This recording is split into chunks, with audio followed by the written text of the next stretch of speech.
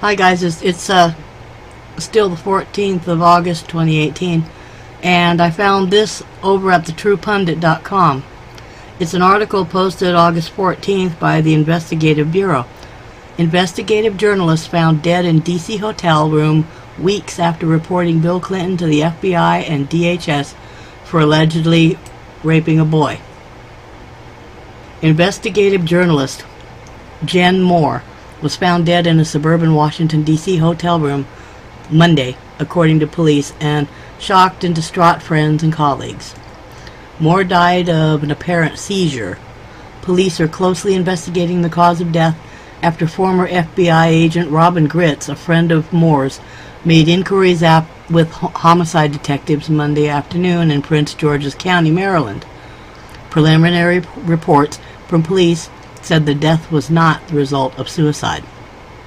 Moore's body was found by employees at the Country Inn and Suites by Radisson, Washington, D.C. East in Capitol Heights, Maryland. The investigation is ongoing. An autopsy had not been scheduled as of late Monday. Moore, an advocate who investigated abused and trafficked children, had been in the process of investigating allegations by a 26-year-old man that as a boy he was sexually assaulted by Bill Clinton and pimped out at private sex parties attended by other D.C. elites. In fact, just 4 weeks before her death, Moore filed details of the alleged victim's claims with the Department of Homeland Security, detailing the allegations against Clinton. Moore contacted Homeland Security beginning on July 6th through July 9th, records show. A week later, she contacted the FBI with identical details about the victim and the shocking allegations against Clinton. That was probably her fatal mistake. We'll see why in a moment. FBI sources report no case has been opened on the evidence supplied by Moore. Go figure. Homeland Security officials could not be reached for comment. Moore had approached True Pundit's Thomas Paine in June with the allegations against Clinton. Paine conducted a series of face-to-face interviews with Moore and the alleged victim in various locales.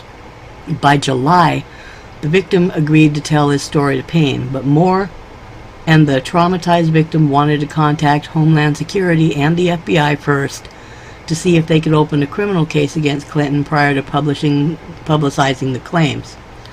Jen thought that with a criminal probe, federal agents could use the victim possibly to dangle in front of Clinton to see if he made a mistake or tried to pay him off. Now that sounds kind of odd to me. Sounds like you're throwing a pig in a poke there. Paine said she was worried about the safety of the victim and was working to find him safe harbor until the story broke. Now she's the one who turned up dead.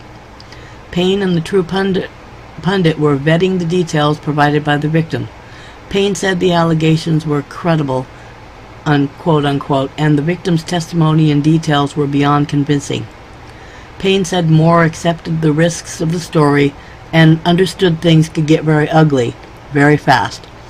Per conversations with the True Pundit. There's a screen here that says, have you contacted them?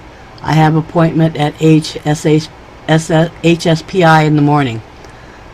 Are you going to show his face? I'm afraid Rosenstein will have him offed. He's a BC protector. We all can conjugate that one, I think, right? I have considered bringing him here for some sort of protection, not sure. Yes, I agree, tick-tock. She was worried about the victim because he was the first to break the ice, Paine said. There were others waiting to tell their story, but he was the catalyst. Did she think she could be harmed? Absolutely. This woman was fearless, absolute warrior, a former cop. I don't think she was afraid of anyone or anything. According to interviews, the victim in the case claimed he was sexually assaulted by Clinton on a yacht in New England and knows the identities of several other child victims who were subjected to identical abuses. The victim also confirmed he witnessed other children and people being sexually and physically abused and possibly worse on numerous boat parties. These parties were attended by elite members of D.C. political class, according to Moore and the victim. Both young boys and young girls, the victim said. If that doesn't sign their death warrant, I don't know what would. Moore supplied these details to federal agents and documented the interactions with a number of alleged victims. Within a month, she's dead. And here she says, okay, we'll work towards that goal in New York City, right? Just know you will be talking to an extremely traumatized young man. He shakes while he talks about these events often. I will help him through the PTSD part, but wanted you to know. In exchange, the Moore discusses an extended stay with the alleged Clinton victim after his interview with Payne. During the interview, the victim sporadically vomited and shivered as he recalled details of his alleged abuse. And there's the you can freeze frame this and read this if you want, but it's basically saying the same thing. The only thing I see in here is Trump has sent the top FBI are blackmailed or involved. Trump has sent ICE HSPI unit after child trafficking. That is why the Dems and some R's are trying to disband them. Now, I didn't know about that either. They're trying to disband Trump's group that's trying to save the children. I met one. He said all that unit does is go after child trafficking, ritual abuse, etc. And the FBI just tries to block them from getting to politicians, elite, etc.